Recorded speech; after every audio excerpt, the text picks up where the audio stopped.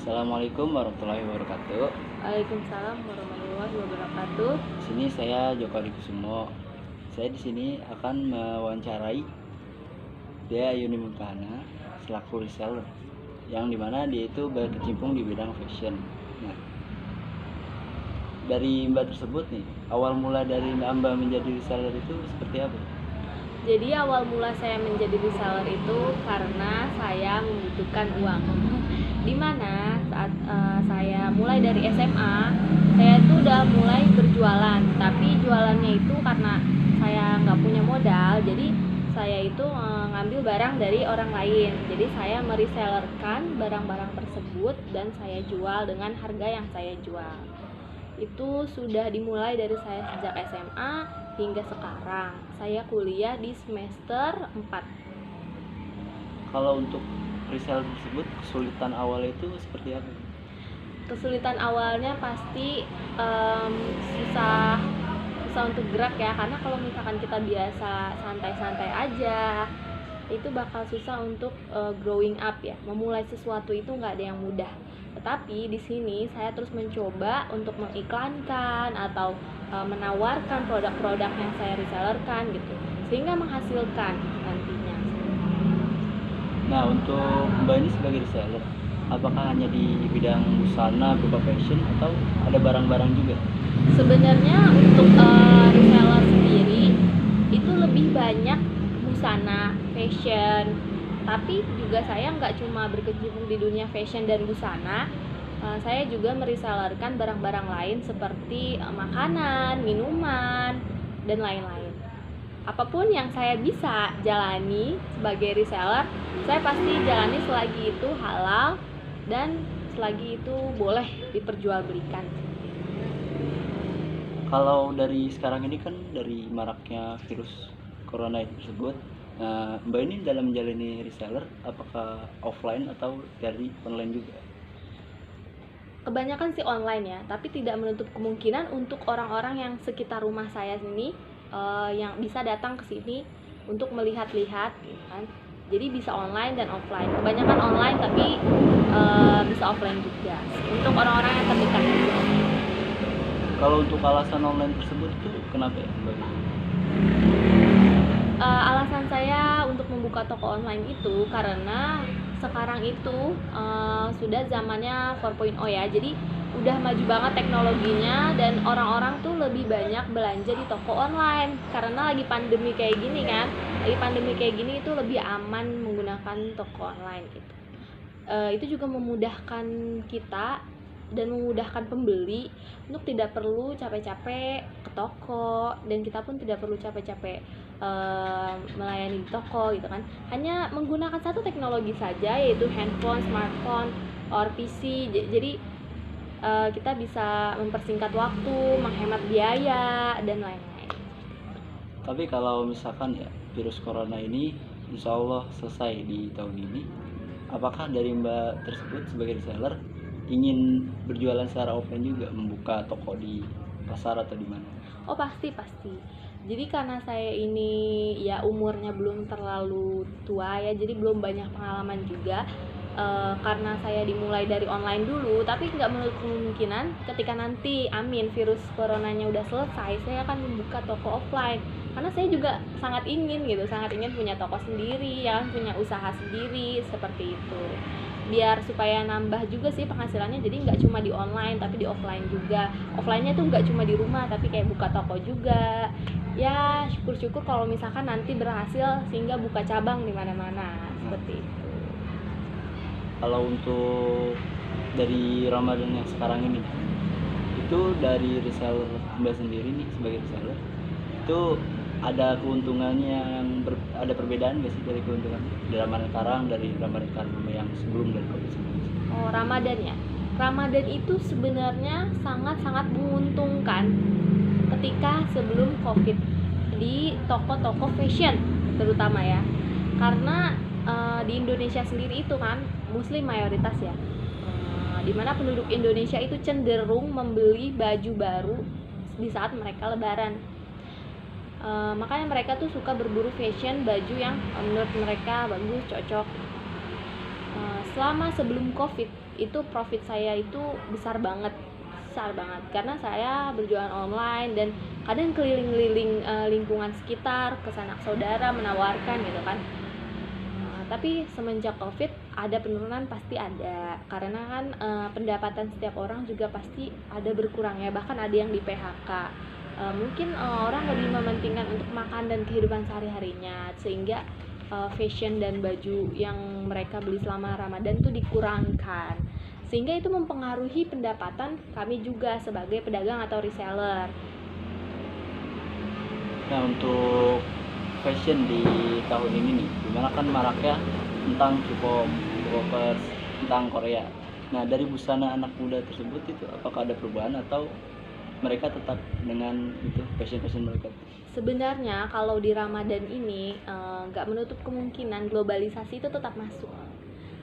Jadi fashion itu sebenarnya mereka melihat tokoh-tokoh yang mereka idam-idamkan, idolakan. Kalau misalkan lagi zaman-zamannya K-pop gitu kan, mereka tuh lebih suka fashion yang simple, menarik, tapi unik gitu. Seperti kayak celana levis yang besar gitu, tapi pakai bajunya tuh yang pendek, terus pakai daleman gini kalau yang pakai kerudung gitu kan. Itu menurut saya jadi tren tahun ini sih. Tapi kalau misalkan untuk Ramadan sendiri, edisi lebarannya, edisi Idul Fitrinya, mereka banyak membeli kerudung-kerudung yang prisklet gitu loh, yang ada garis-garisnya seperti itu. Celananya yang gombrong-gombrong itu sekarang lagi fashion banget, sehingga laku di toko saya itu lebih laku yang seperti itu. Kalau untuk gamis sendiri, gamis relevan ya, karena gamis itu sekarang lagi modelnya banyak yang ada berwarna-warni, tapi warna putih juga jadi dominan untuk tahun ini. Banyak juga yang membeli warna putih. Untuk bahan sih masih sama ya, yang paling laku itu bahannya yang katun, yang adem gitu kan ya, seperti itu sih. Kalau untuk Mbak sendiri, cara untuk menarik minat dari mereka tersebut, dari toko Mbak tersebut supaya lebih berbeda dari toko yang lain, sehingga mereka itu lebih tertarik ke toko ini tuh seperti apa ya? Yang pertama pasti pemasarannya ya. Kalau untuk menarik perhatian pelanggan itu kita harus pakai strategi pemasaran yang baik dan benar, yang tepat sasaran. Misalkan saya itu reseller baju-baju anak muda, maka promosi yang saya gunakan itu harus dengan cara anak muda.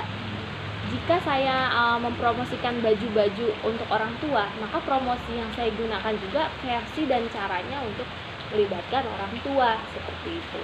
Karena saya reseller apa aja gitu kan, fashion orang tua, anak muda, sampai anak-anak, makanan lebaran, baik yang cemilan sampai yang berat.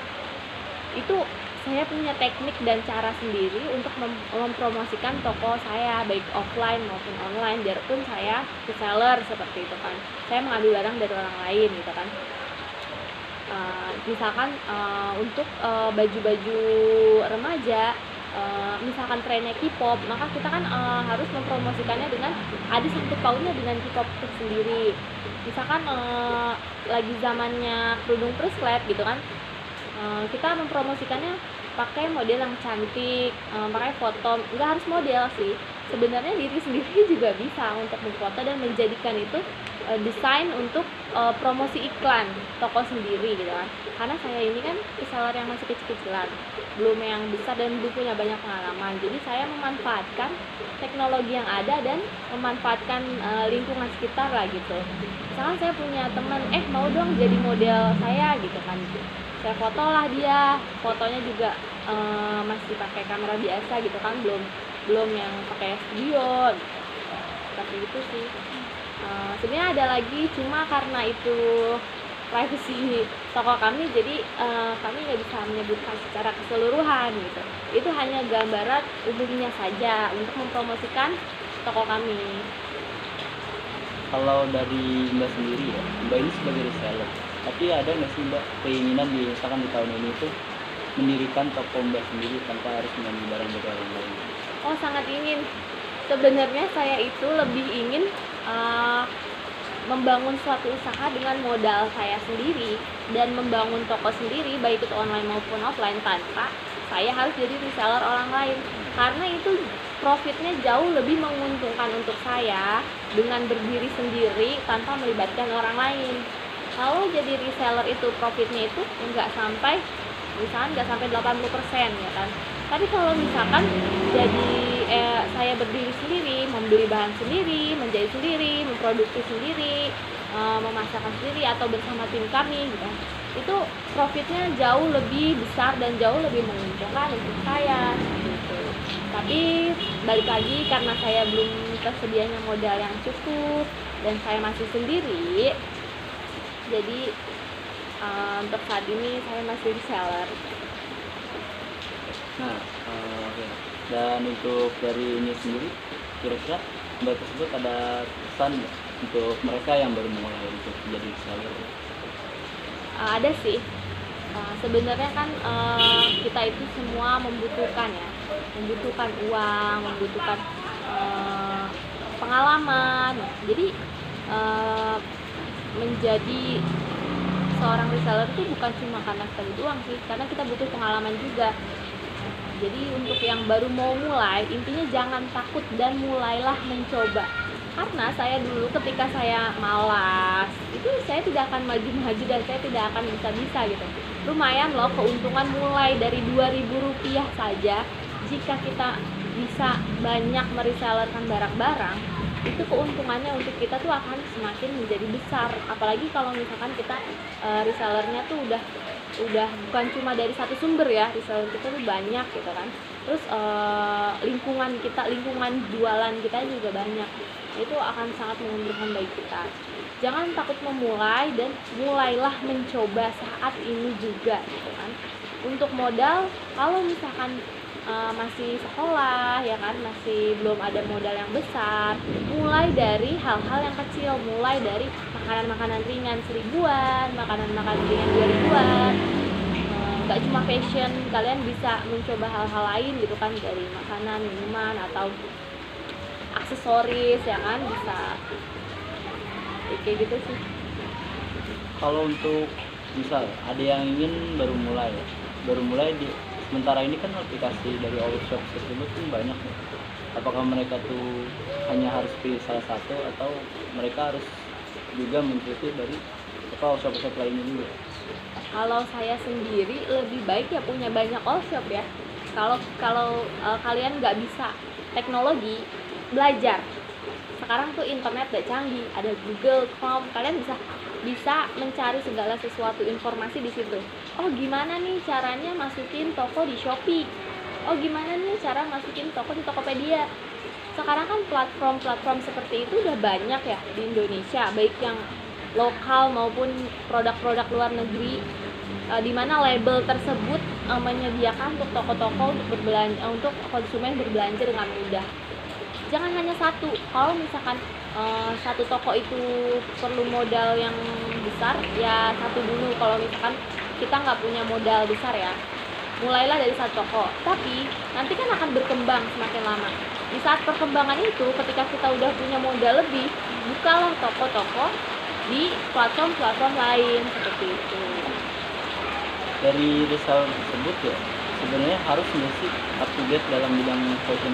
Oh, sangat penting ya, up to date itu penting banget. Karena apa? Kalau kita nggak punya strategi pemasaran yang baik, seperti up to date, oh fashion apa nih yang sekarang lagi booming, oh fashion apa nih yang lagi menarik banyak perhatian konsumennya, misalkan ibu-ibu lagi suka baju model gombrong, kita kan harus tahu, kalau nggak kita bakal kalah dari toko-toko lain yang sudah menyediakan itu duluan gitu. Jadi kita juga harus punya tim yang gercep ya, gerak cepat mengetahui selera konsumen tuh saat ini apa gitu. Kalau untuk cara Mbak mengetahui dari fashion mana yang mereka sukai dan hal apa yang mereka sukai itu dari mana? Saya sendiri menganalisa ya dari lingkungan sekitar, mulai dari lingkungan sekitar, sehingga terus saya lihat-lihat di platform media sosial dan toko-toko lain gitu kan. Saya melihat-lihat, bahkan saya juga tidak cuma mengikuti tren tapi menciptakan tren. Jadi kadang saya tuh tren-tren lama saya promosikan lagi gitu, sehingga mereka tuh banyak tertarik. Sebenarnya apapun trennya, yang penting itu promosinya, iklannya, gitu sih. Yang penting menganalisa pasar, itu penting banget. Analisalah pasar dari sekecil mungkin. Baik, seperti ini ya Mbak. Terima kasih ya Mbak. Terima kasih atas waktunya untuk wawancara ini. Banyak belajar juga dari macam-macam bidang fashion, dari desainer. Oke, sekian dari saya. Saya Jaka Kusuma di sini. Pamit undur diri. Assalamualaikum warahmatullahi wabarakatuh. Waalaikumsalam warahmatullahi wabarakatuh.